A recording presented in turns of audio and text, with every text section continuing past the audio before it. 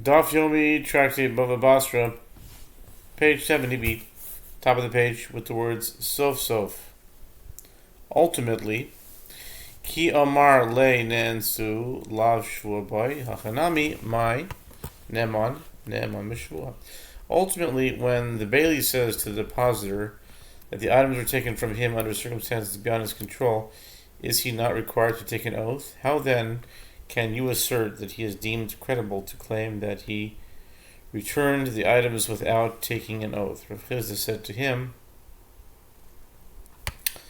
here too, what did I mean when I said that he is deemed credible? It means that he is deemed credible when he takes an oath. Lema beplukte dahani tanoi, the tanya nishtar ki siyotze al yisomim, de anigoy amri, nishba v'goy v'kulo, v'yadami antisal amri, nishba v'goy v'mechzem. The Gemara suggests, let us say that Rav Amram and Rav Chisda disagree with regard to the issue.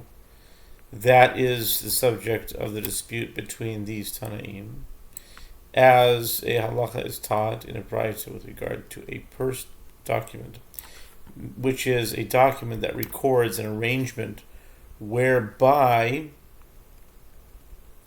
one gives another money as an investment in a joint venture on condition that the profits will be divided equally between the two parties. If the person who received the money died, and this document was presented by the lender against the orphans, the judges of the exile say that the lender takes an oath that the money had never been returned to him, and he collects the entire sum. And the judges of Eretz Yisrael say that he takes an oath and collects only half the sum. Palga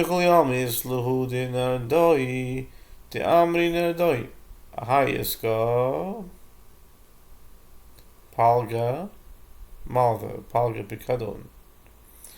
And it is understood that everyone agrees with the opinion of the sages of Narda, as the sages of Narda say, with regard to this joint venture, whereby one person gives money to another on condition that it will be used for business purposes, and that the profits will be divided equally between the two parties.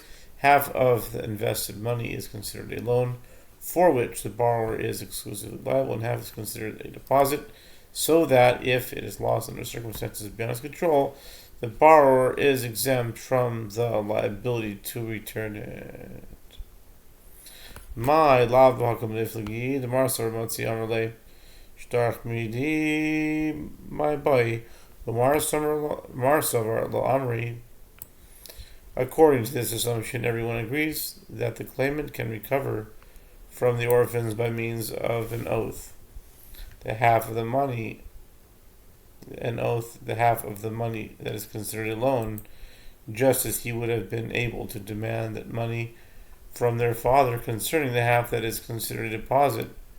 What is it not with regard to this point that they disagree? As one sage, the judges of the exile, holds, like Rav Amram, that the depositor can say to the bailey, "What is your document doing in my possession?" Therefore, neither the father nor his children are deemed credible to claim that they had returned the half that is considered a deposit, and the investor can collect that half as well. At one stage, the judges of Eretz Yisrael holds, like Rav Chisda, that one cannot assert this claim, and therefore the investor can collect only the half that is considered a loan. But as for the half that is considered a deposit, the father would have been deemed credible in his claim that he had already returned it.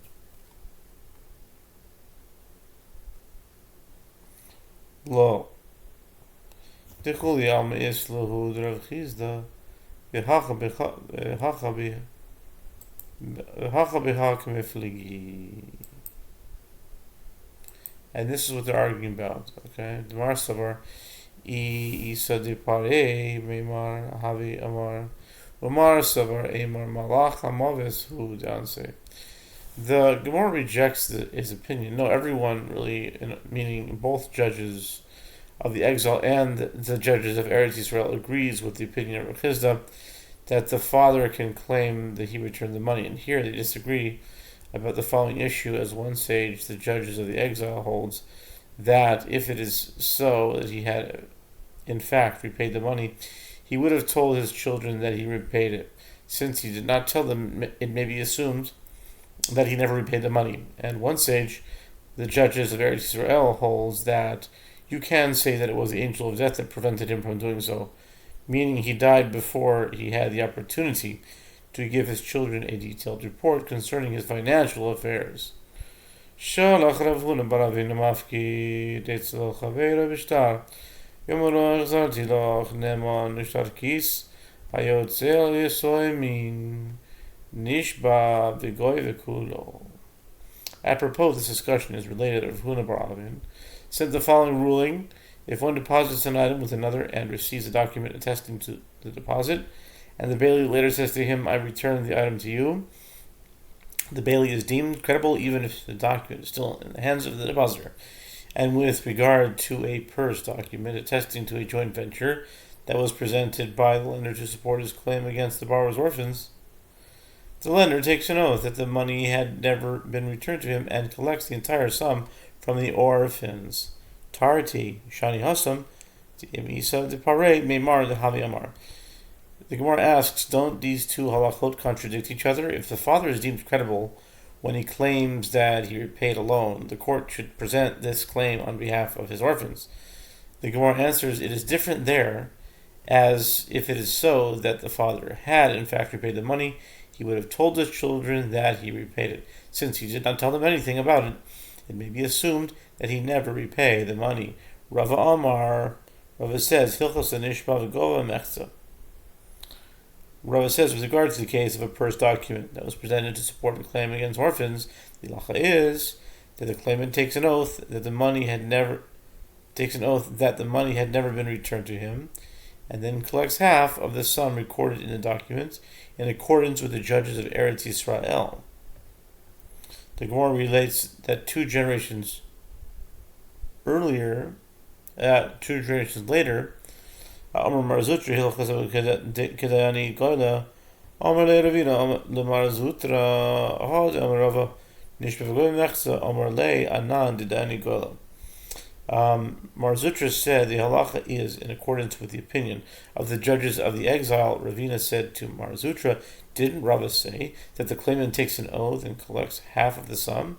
Marzutra said to him, with regard to the opinion of the judges of the exile, to be continued.